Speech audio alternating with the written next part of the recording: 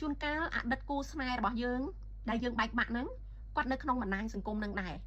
អញ្ចឹងមិនមានន័យថាមិនឲ្យយើងប្រើតែយើងប្រយ័ត្នតែគាត់មានវត្តមាននៅទីនោះយើងមានដំបៅហើយ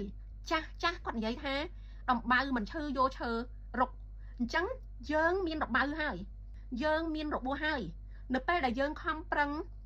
រុករកធនធានភាពខ្លាំងរបស់ខ្លួនឯងដើម្បីអភិវឌ្ឍខ្លួនស្វែងរកមនុស្សជជែកដោយវិជ្ជមានទៅបង្ហាញភាពសោកសង្រេងដោយវិជ្ជមានធ្វើអារម្មណ៍យើងបានធូរខ្លះឬក៏ស្ថិតនៅក្នុងដំណើរការនៃជាបាលចុះនៅពេលដែលយើងឃើញវត្តមានរបស់គេអាចវត្តមានរបស់គេជាមួយអ្នកដទៃឬអាចឃើញវត្តមានរបស់គេសើចសប្បាយឬក៏យ៉ាងម៉េចអញ្ចឹងវាប្រៀបដូចជាដំបៅដែលយើងកំពុងតែមិនឈឺ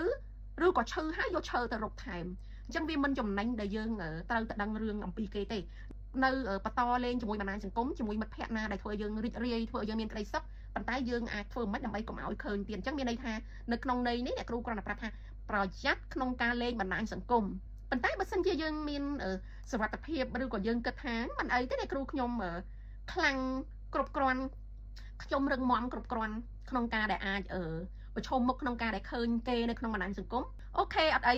ប៉ុន្តែនៅក្នុងនេះអ្នកគ្រូលើកទឹកចិត្តឲ្យចាក់ចេញពីវត្តមានរបស់គេទាំងបណ្ដាញសង្គមគឺល្អតែជាគ្រប់គ្នាគិតថាអូខេក្នុងការដែលឃើញវាអត់ធ្វើឲ្យយើងបុកទ្រូងអារម្មណ៍ញាប់ញ័រឬក៏អារម្មណ៍ឈឺចាប់បាត់បង់ក្តីសុខដេកមិនលក់ធ្វើការមិនកើតយើងអត់មានអារម្មណ៍នឹងទេគេយើងអាចឃើញគេបានតែបើសិនជាអារម្មណ៍នឹងកើតឡើងគួរតែធ្វើម៉េចដើម្បីកុំឲ្យឃើញគេនៅក្នុងបណ្ដាញសង្គមអ្នកគ្រូគិតថាវាដូចជាមិនមានអត្ថប្រយោជន៍អីឬក៏វាអត់ចំណេញអីដែលយើងត្រូវទៅដឹងឬក៏ទៅតាមដានរឿងគេនៅក្នុងបណ្ដាញសង្គមទេបើសិនជាយើងសម្រេចចិត្តថាបែកឬក៏យើងបានបែកគ្នាហើយវាអត់មានចំណេញអីយើងនឹងទៅដឹងឮរឿងគេតទៅទៀតទេ